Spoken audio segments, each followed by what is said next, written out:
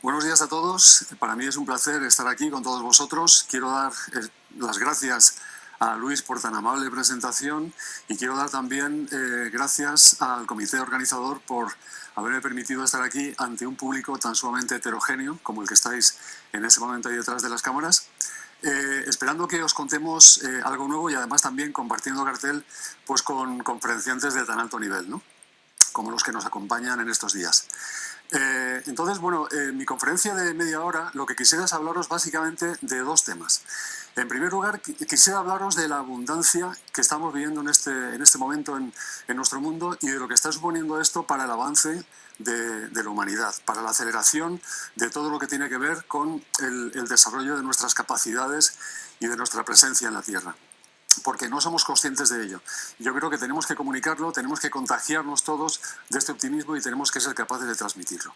En segundo lugar, lo que quisiera es contaros lo que yo creo que todos queréis saber, y es todos vamos a un congreso pues tratando de conocer cosas nuevas, de que nos digan trucos, de que nos digan recetas, de que nos den las píldoras, para que podamos utilizar con este optimismo previo, que voy a tratar de irradiaros en nuestro trabajo y en nuestras vidas, pues para ser más eficientes. Entonces, como os decía, vamos a hablar en primer lugar de un concepto que es el concepto de la abundancia y cómo la abundancia es un motor que está acelerando el desarrollo de la humanidad sobre la Tierra. Entonces, es el resumen de una conferencia que he preparado recientemente y aquí lo que hace es reunir diferentes aspectos que están condicionando pues, nuestro desarrollo. En primer lugar, quisiera hablaros de la abundancia de computación. Yo no sé si sabéis todos lo que es esto. Esto es un microprocesador de Intel. El primer microprocesador de Intel que se fabricó tenía 2.300 transistores, cada transistor costaba $1 y era capaz de desarrollar 7.000 operaciones por segundo. Este microprocesador que tenemos ahora, el último de Intel, el i9, tiene un número de transistores de 7.000 millones de transistores en esta superficie. Esto quiere decir que cada transistor tiene un tamaño equivalente a 4 átomos de carbono. Y la velocidad de cálculo que tiene es de 4,6 millones de operaciones por segundo. Si esto os parece mucho, pensar que vuestro cerebro, alguno pensará que el cerebro funciona más despacio, realmente el cerebro es capaz de desarrollar 10 elevado a 16 operaciones por segundo. ¿Quiere esto decir que todavía los microprocesadores tienen mucho que desarrollarse, pero no más de 2 años? Dentro de 2 años podrás comprar por $1.000 un ordenador con un microprocesador que será seguramente más pequeño que este y que tendrá una velocidad de cálculo como tu cerebro. Se estima que en el año 2048 el microprocesador que compres entonces por $1.000 tendrá la velocidad de cálculo de la suma de los cerebros de toda la humanidad. Y esto lo tendrás en casa, podrás llevarlo por ahí al campo, podrás coger y trabajar con esto aparte de la computación cuántica.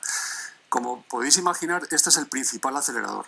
Y este acelerador está influyendo en otras tecnologías, como es por ejemplo, el campo de las tecnologías que estamos viendo en las clínicas dentales. Tiene un impacto feroz sobre la inteligencia artificial, sobre el 3D, sobre las redes y sobre toda una serie de aspectos que están condicionando el que la aceleración de la raza humana pues sea mucho más rápida. Otro concepto es el concepto de la abundancia de tiempo. Como no tenemos tiempo, porque solo tenemos media hora, pues vamos a pasarlo por alto. La abundancia de capital. El año pasado se invirtieron mediante el crowdfunding 30.000 millones de dólares en financiar ideas innovadoras. Este año van a ser más de 330.000 millones de dólares. Pero es que lo que tiene que ver con las compañías de capital riesgo, hay una compañía, solo un banco que se llama SoftBank, que tiene una división que va a invertir en los próximos años en fomentar, en financiar ideas innovadoras 880.000 millones de dólares. Quiere esto decir que cualquier idea que sea buena no va a tener absolutamente ningún problema en obtener financiación. Por otra parte, la abundancia de valor. El dinero que tienes en tu bolsillo es un dinero que está de alguna manera apreciándose constantemente. Fijaros, si vosotros hubierais querido hace 10 años secuenciar vuestro genoma, os hubiera costado 100 millones de dólares. Si vosotros queréis secuenciar el genoma vuestro hoy, os costará $100. ¿Qué ocurre, por ejemplo, también con la comunicación? Todos, con los móviles que tenemos, con los dispositivos que tenemos, podemos en este momento con una red 5G descargar una película de 1 hora y media en menos de un segundo. Pero ¿qué es lo que ocurre cuando vamos a algún lugar donde no tenemos 5G? Bueno, pues esto es algo que está también en vías de solución. Hay una compañía de Elon Musk, que lo conocéis por Tesla y por otros proyectos y tal, que ha lanzado ya 4.000 satélites en torno, formando diferentes cinturones alrededor de la Tierra. Se quejan los astrónomos mucho porque les reflejan muchas veces. Y este cinturón, más los 7.000 que espera lanzar en los próximos años, van a constituir una red de Internet mediante la cual tú vas a poderte conectar desde cualquier lugar de la Tierra, por recóndito que éste sea. Esto significa que en este momento, si hay un 60% de la población mundial que está conectada a Internet, pues dentro de muy pocos años va a estar el 100% de la población mundial. Es decir, que los próximos 2 años, 3 años, se va a poder conectar en torno a 4.000 millones de personas más de las que estamos conectadas en este momento, y desde cualquier lugar de la Tierra. ¿Os imagináis qué significa esto desde el punto de vista de acceso a la información en tiempo real? Desde el punto de vista de acceso a la formación, de entrenamiento, para plantear ideas, para vender productos.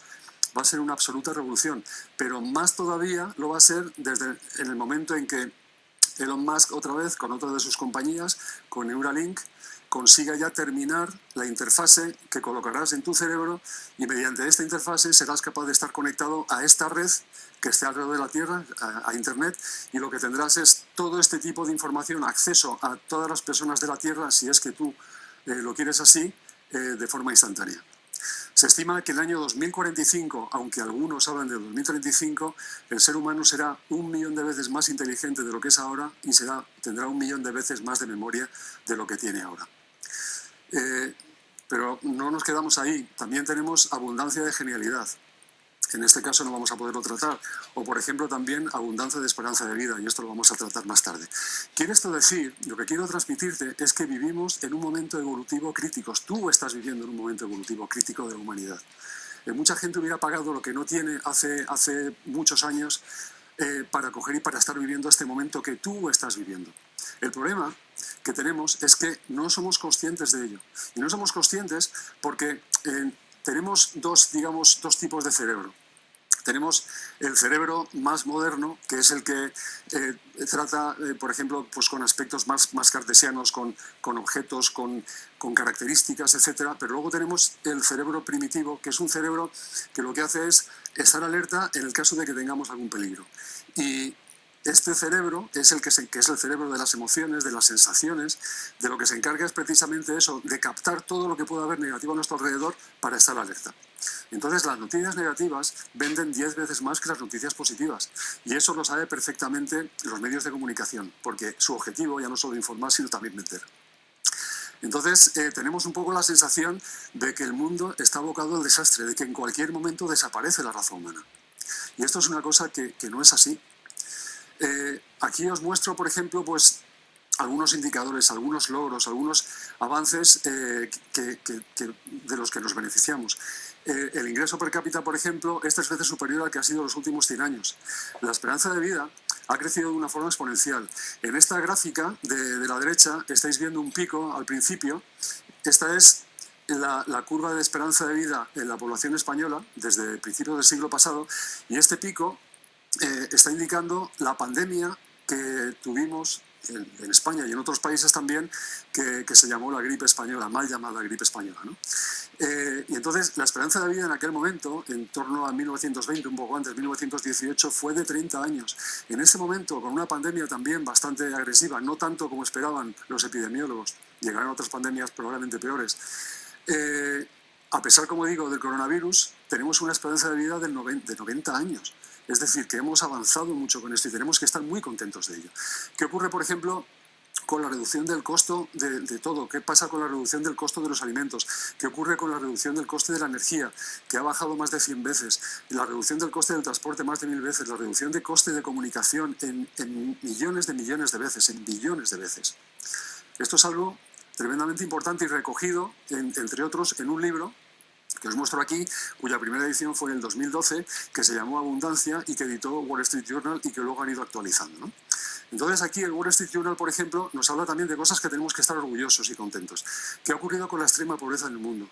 En 1800 la extrema pobreza era del 90% de la población mundial, y en este momento es del 10% nada más. ¿Qué ocurre, por ejemplo, con los niños que mueren por debajo de 5 años? Por diferentes patologías, por falta de alimento, lo que sea. En 1800 era del 50%, la mitad de los niños morían. En ese momento es de un 5%. ¿Es un problema que mueran el 5% de los niños que nacen? Indudablemente. Pero tenemos la oportunidad de reducirlo, incluso eliminarlo. Por lo tanto, el mensaje es que estamos viviendo uno de los momentos más importantes de nuestra historia. Los problemas más grandes realmente son las mayores oportunidades, porque tenemos herramientas que nos van a permitir superarlos con bastante facilidad, con innovación.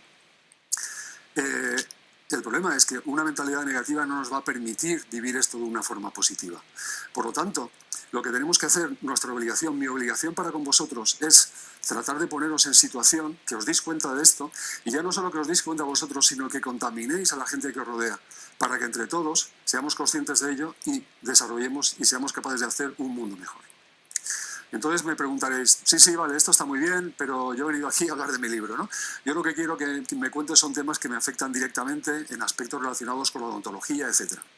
Y eso es lo que vamos a hacer en esta segunda parte de la presentación. Y para introducirlo, quisiera hablaros de dos clínicas. Dos clínicas que son aparentemente muy parecidas, la roja y la verde, porque además se crearon más o menos en el mismo momento. Están situados en barrios similares de una gran ciudad, por lo tanto tienen acceso a los pacientes de una forma similar. Son clínicas de las llamadas tradicionales, no son ni franquicias, ni seguros, ni nada de esto. Son clínicas multiespecialidad, lo entrecomillo porque no existen especialidades oficialmente, pero bueno, realizan diferentes profesionales ahí pues un trabajo específico. Las dos clínicas saben que con la nueva tecnología incorporada en sus clínicas ya no solo van a hacer mejores trabajos, lo van a hacer de una forma mucho más eficiente, es decir, con eficacia y además también con ahorro económico, y además también esto vende fuera. Además también tienen buen marketing, tienen una gestión profesional, además también pertenecen a un grupo de clínicas, un clúster, de manera que los protocolos son protocolos similares, seguros, que están de alguna manera consensuados. Además también pues compran mucho mejor, están ahorrando un 20% de los materiales que compran, etcétera, etcétera. Lo que ocurre es que haciendo exactamente lo mismo, aparentemente, la evolución de estas dos clínicas es completamente distinta. Una, en los últimos años, ha ido bajando en nuevos pacientes, ha ido bajando en pacientes fidelizados, en facturación y en beneficios, y la otra, sin embargo, es todo lo contrario. Por lo tanto, tiene que haber algo más detrás que haga que, pese a que lo tienen todo igual, sin embargo, el comportamiento sea completamente distinto. Entonces, quisiera esto ejemplificarlo pues, con esta viñeta, donde ella le dice a él, podía decírselo él a ella, pero bueno, pues en este caso, pues ella le dice a él, dime qué tiene esa que no tenga yo, ¿no? Y entonces él le dice algo que bueno, os puede sonar banal, pero que si entramos un poco en detalle, es muy importante. Está hablando de diferenciación. Está diciendo que ella es diferente. Es diferente y puede ser diferente a un nivel pequeño, un nivel grande, etc. Pero le está diciendo que le aporta más. Es decir, que lo que ella tiene, sea lo que sea, satisface sus necesidades. Y está ya llegando incluso a este cerebro que os decía antes, primitivo y tal, que tenemos y tal, ya está entrando en el mundo de las sensaciones, está entrando en el mundo de los sentimientos, en algo que es no negociable, le hace sentir. Es decir, esa satisfacción que le está produciendo, esa satisfacción de sus necesidades, le hace sentir de una forma diferente. No es algo medible, no es que tenga unos ojos más bonitos que los tuyos, que tenga unas manos más bonitas, que hable mejor, etcétera, sino que es un cúmulo de sensaciones que le hace a él percibir, que le hace sentir que realmente le aporta algo que ella no le aporta. Y esto es exactamente lo mismo que ha ocurrido toda la vida, ya no solo a nivel humano, a nivel personal, sino a nivel de las organizaciones. Os voy a poner 3 ejemplos. El primer ejemplo es Apple. El fundador de Apple hizo la compañía y los mensajes que dio no eran de producto, los mensajes que daba eran unos mensajes que hablaban de que querían construir un mundo diferente, querían revolucionar el mundo de los ordenadores. Entonces, Steve Jobs lo que hizo fue generar innovación, desarrollar esta innovación de una forma continuada y además de generar esta innovación, incidir en el mercado y desplazar a otros que estaban tremendamente posicionados en el mundo de la informática, como es el caso, por ejemplo, de Dell Computers, como es el caso, por ejemplo, también de IBM o de Lenovo, ocupar su lugar, Pero es que ya no solo ocupar el lugar de los ordenadores, que es por lo que nació, sino además también meterse en otros segmentos, en principio complementarios, como es el mundo de la telefonía, y desplazar a gente que estaba allí muy posicionada, como era el caso de Nokia, como era el caso de Motorola, etc. Y también incluso pues, entrar en el mundo de la música y desplazar el Discman de Sony, el Walkman, etcétera, etcétera. Es decir, hizo algo diferente. Otro ejemplo es, por ejemplo, el de la aviación comercial. Había dos equipos al principio del siglo XX en Estados Unidos. Un equipo era una persona que tenía los recursos de los Estados Unidos. Tenía una especie de donación de $45.000, que era una fortuna entonces. Tenía los mejores cerebros. Tenía una cobertura mediática increíble. Y él tenía que desarrollar una máquina voladora. Buscaba fama, buscaba dinero. Y tenemos, por otra parte, los hermanos Wright. Estos vivían en un pueblecito de Ohio, tenían una fábrica de bicicletas y con lo que ganaban en la fábrica de bicicletas, ellos lo que trataban era de financiar su sueño, que era poder volar. Ellos no tenían ningún tipo de formación universitaria. La gente que estaba con ellos, que ellos fueron capaces de contagiar este sueño, tampoco tenía ninguna formación. Y sin embargo, cuando en 1903 los hermanos Wright despegaron y consiguieron volar durante más de un minuto, Langley, que es como se llamaba el que, digamos, estaba en la otra idea con la financiación estatal, etcétera, dimitió. Es decir, que había algo más ahí que ellos hacían, que no eran capaces de hacer todos los que tenían la ciencia, tenían el dinero, etcétera. Otro ejemplo, Martin Luther King. Martin Luther King era una persona como cientos que había en Estados Unidos o como cientos que hay aquí en España, por ejemplo, en este momento. Él tenía un sueño y era el coger y modificar las libertades civiles en Estados Unidos. Y fue capaz de contaminar con este sueño a 250.000 personas que fueron a Washington viajando desde cualquier parte de Estados Unidos y recorriéndose 8 horas de tren o de autobús, aunque no existía entonces internet ni tampoco existían redes sociales, y fue capaz de aglutinarlos para decirles una cosa que era muy importante. No les dijo tengo un plan, como dicen los políticos, etcétera. Dijo tengo un sueño. Y ese sueño es el que compartió con el resto de personas, que permitió cambiar los derechos civiles en Estados Unidos. Por lo tanto, efectivamente, hay algo más. Hay una persona, y voy a ir dándoos algunas píldoras de estas que os he traído. Hay una persona que se llama Simon Sinek, que trató un poco de entender esto, y lo que hizo fue construir un modelo que llamó el The Golden Cycle, o el círculo dorado. Entonces, todo esto él lo explica de esta manera tan sumamente sencilla, hablando del qué, del cómo y del por qué. Todo el mundo en una organización sabe qué es lo que hace. Muy pocos saben cómo lo hacen. Y prácticamente ninguno sabe el por qué lo hace. Lo que ocurre es que todos estos grandes líderes que hemos comentado, y muchos otros que hay, pero que se pueden contar de una forma así con los dedos de la mano y tal, lo que hacen es plantear qué es lo que hace su organización de dentro a fuera. Es decir, empiezan con el por qué, para luego desarrollar el cómo y luego desarrollar el producto o servicio que ofrecen. Sin embargo, la mayor parte de la gente lo que hace es ir de fuera adentro. Es decir, primero pensar en qué, luego cómo lo voy a vender, por ejemplo, pues la Unique Selling Propositions o cualquier otra cosa, y el por qué es una cosa pues que no les importa. Y no se dan cuenta de que realmente, en el caso de los grandes líderes, ellos lo que hacen es tratar de transmitir el por qué existe la organización. Realmente, ¿qué tiene diferente para ofrecer? ¿Cuál es su propósito? ¿Cuál es su causa? Tratan de buscar aquellos clientes que se pueden identificar con su causa, porque en el momento en que eso lo haces, lo tienes todo vendido. Sin embargo, si lo que haces es vender características, beneficios, en un momento determinado te podrán comprar alguna cosa, pero luego otro producto que lanzarás, pues a lo mejor no te lo compran, porque la gente no compra el qué, la gente quiere comprar el por qué. Y nuestra obligación es tratar de hablarle a la gente del por qué hacemos las cosas, para que de esa manera les inspiremos y se asocien a nosotros, a nuestro proyecto. Voy a coger y a comentaros también algo, la diferencia entre el qué y el por qué. Cuando tú lo que haces es empezar por el por qué, lo que tratas de hacer es que la gente sienta, no que comprenda. Es decir, tratas de que no sea el cerebro, digamos, cartesiano, etcétera, sino que sea el de los sentimientos, el de las sensaciones. Tratas de inspirar a la gente, no tratas de imponer una idea. Además, también tratas de llegar a ese no negociable, a lo que veíamos en la viñeta aquella del sentir, en tratar de satisfacer las aspiraciones que esa persona, que ese cliente potencial tiene. Tratas de que se vincule a tu causa. Había pensado en coger y establecer una especie de porqué para una clínica dental.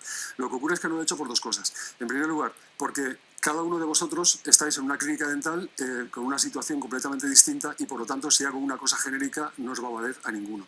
Y en segundo lugar, porque en el caso hipotético de que esa descripción genérica sirviera a todos, realmente no generaría ningún tipo de diferenciación y no os valdría para nada. En lugar de eso voy a coger un ejemplo completamente distinto de una compañía que acaba de lanzarse en España, una compañía de endodoncia que se acaba de lanzar en España en el mes de enero, hace 2 meses. Esta es una compañía, como digo, nacional, que ha sido generada pues, con la inspiración, con la idea de diferentes endodoncistas que quieren cambiar la forma de hacer endodoncia. Entonces aquí hay dos formas de vender el producto. O bien coger y vender, empezando por el qué, diciendo tengo un producto revolucionario, un sistema de instrumentación que te va a permitir, ahora viene el cómo, hacer una endodoncia más rápida, segura y eficaz. ¿Me compras uno? Y vosotros diréis, no. Sin embargo, el enfoque que da esta compañía es un enfoque completamente distinto. Dice, no queremos vender producto, sino queremos vender ilusión, queremos vender inspiración, innovación y una nueva forma de hacer las cosas. Queremos cambiar el status quo, creando productos y sistemas innovadores, bien diseñados, sencillos y fáciles de usar. Vamos mal de tiempo. El primer producto que lanzamos es un producto genial, nuestra primera creación, y es un producto que te va a permitir hacer una endodoncia más rápida, segura y eficaz. ¿Te interesa probarlo? Probablemente con este nuevo enfoque ya la mayoría de vosotros diríais, la verdad es que me llama la atención, tengo curiosidad, voy a probarlo. Ya te digo algo. Esta es la diferencia. Entonces, hablando de los dos estilos, si lo que hacemos es empezar por el qué, diseñamos el producto y lo ofrecemos. Los empleados están vinculados al qué, es decir, los empleados vienen a trabajar por dinero, vienen a trabajar porque al final pues reciben su cheque al final de mes, etc. Los clientes van a venir o los pacientes van a venir pues porque les dais incentivos, porque se produce un efecto de manipulación, es decir, se incentiva, si me traes un amigo pues voy a coger y te voy a hacer un descuento, etcétera, etcétera. Pero es que hay otros que pueden manipular mejor que vosotros. Pueden dar mejores precios, pueden dar mejores incentivos, se pueden llevar a vuestros empleados por muy poco dinero. Sin embargo, cuando empezamos por el porqué, generamos el porqué, lo presentamos y luego desarrollamos el cómo, desarrollamos el qué. Los empleados están vinculados a un porqué, no a un qué hacemos, sino a un por qué lo hacemos. Se identifican con las ideas del líder. Se levantan por la mañana con otra sensación distinta, se levantan con un porqué hacer las cosas. Van a trabajar con un porqué y lo que hacen también es estimular y lo que hacen es contagiar a otros compañeros que estén en momentos peores o contagiar de esta dinámica, de este liderazgo al resto del entorno, como puede ser el caso de los pacientes. Todos inspiran, todos lideran, no solo un líder que es el que dice lo que hay que hacer. Entre todos arriman el hombro y todos de una forma espontánea e interesada lo que hacen es apoyar al resto, apoyar al colectivo. Se exponen las creencias y si coinciden con las del cliente, los clientes las hacen una causa propia y por lo tanto se produce la fidelización. Bien, otra de las píldoras que quería comentaros es el de las necesidades humanas de Maslow. Todos estamos en un nivel distinto de necesidades. Lo que he hecho ha sido adaptar esta pirámide de necesidades de Maslow a lo que tiene que ver con el paciente, a la situación de la clínica dental. Entonces, no podemos entrar en esto en este momento. Si tenéis ocasión, estaré encantado de hablar en otro momento de esto, pero un poco la idea es que tenemos que ser capaces de identificar el paciente en qué situación de necesidad de cada uno de estos niveles se encuentra, porque en la medida en que utilizando una serie de técnicas seremos capaces de saberlo, podremos satisfacer mejor sus necesidades y podremos hacer que se identifiquen más con nuestra idea y, por lo tanto, fidelizarlos para que sigan viniendo a trabajar con nosotros. Otra de las perlas que quería mencionaros es la perla de la comunicación. La definición que dice Wikipedia es que es una acción consciente de intercambiar. No estoy absolutamente de acuerdo, porque hay una parte consciente, pero hay también una parte que es una parte inconsciente. La parte de la comunicación no verbal, tremendamente importante. Dependiendo de los gestos que tú hagas, que sean de una forma automática, totalmente involuntarios, etc., va a depender la negociación o de lo que se esté hablando en ese momento. Entonces, lo que quisiera comentaros es que juzgamos a los demás por el lenguaje no verbal. El 70% de las entrevistas de trabajo se deciden por el lenguaje no verbal y no por lo que se dice.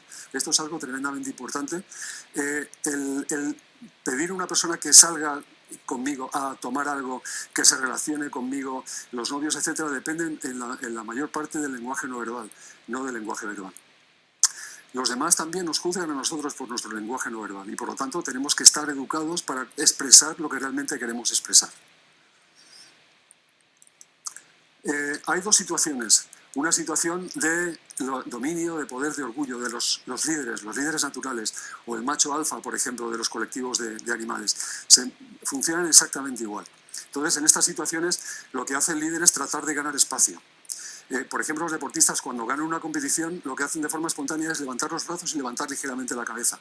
Pero esto es algo que ya no solo hacen los que ven, sino además también los invidentes que ganan alguna competición o que están muy contentos, hacen lo mismo, porque no es algo que han visto, sino que es algo que forma parte de nuestra forma de ser, de nuestro cerebro primitivo. Por otra parte, tenemos aquellos de sumisión. Aquí tenemos un ejemplo de la sumisión cuando realmente queremos desaparecer, queremos ocupar muy poco espacio, no queremos que nos vean. Y esto está tremendamente regulado por la mente. La mente lo que hace es regular el cuerpo, cómo nos comportamos, el lenguaje no verbal. Pero es que lo que se ha visto recientemente es que el cuerpo también condiciona la mente. Y esto lo hace mediante dos hormonas.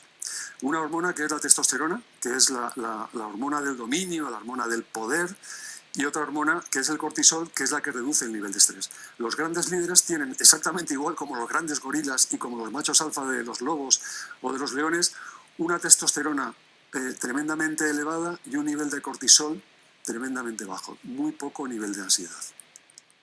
Entonces, os propongo un ejercicio. Cuando tengáis algún tipo de actividad muy importante, que os juguéis mucho, tengáis alguna entrevista de trabajo, tengáis algo realmente que os condiciona de una forma muy importante, durante 2 minutos antes, meteros en el váter y meteros en algún sitio que nadie os vea y configurar vuestro cerebro para conseguir el objetivo.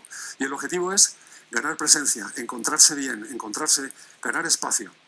En segundo lugar, además también, es el convencimiento del discurso que vas a hacer. Porque si no estás convencido, realmente no lo puedes transmitir. Y por otra parte, haciendo esto te va a hacer sentir bastante más auténtico y vas a ser mucho más eficiente en los objetivos. Entonces, el mensaje es que hay que transformarse para transformar. Pero lo que no estoy diciendo es que tenéis que fingir hasta hacerlo. Tenéis que fingir, tenéis que entrenaros hasta conseguirlo. ¿Vale? Entonces, lo que os digo es que pequeños ajustes de estos de 2 minutos lo que van a hacer es conseguir grandes cambios en vosotros y en vuestro entorno. Entonces tenéis que llenaros de muchos 2 minutos por todas partes, porque de esta manera vais a poder cambiar vuestra forma de comportaros. El otro aspecto es la comunicación verbal. En este caso sí que es una comunicación consciente. Es decir, ¿qué es lo que tengo que hacer para que los demás me escuchen? Para esto hay muchas técnicas, está la forma de hablar, el timbre, está con qué parte del cuerpo se habla, si con la garganta, si se habla con la nariz, si se habla con el pecho, etc. Simplemente quería dejaros 2 aspectos muy breves. Por una parte hay unas barreras de comunicación que son tremendamente importantes y que tenéis que tener muy en cuenta. En segundo lugar, están los cimientos, los pilares de la comunicación. Si manejáis esto, vais a poder comunicar con cualquiera, os va a escuchar y va a aceptar qué es aquello que le estáis transmitiendo. Esto lo he ejemplificado, lo he resumido con la palabra chía, con esta semilla de México y tal. La C es cariño, bondad. Tenéis que hablar a la gente con bondad. Si conseguís hablar con bondad, realmente van a estar mucho más receptivos a lo que les estáis diciendo. Honestidad, tremendamente importante. Integridad, no es lo mismo, pero es también tremendamente importante. Tenéis que coger y ser íntegros, por supuesto, y tenéis que comportaros con honestidad con vuestro entorno, con vuestro cliente en un momento determinado al que queréis vender alguna idea o algún producto.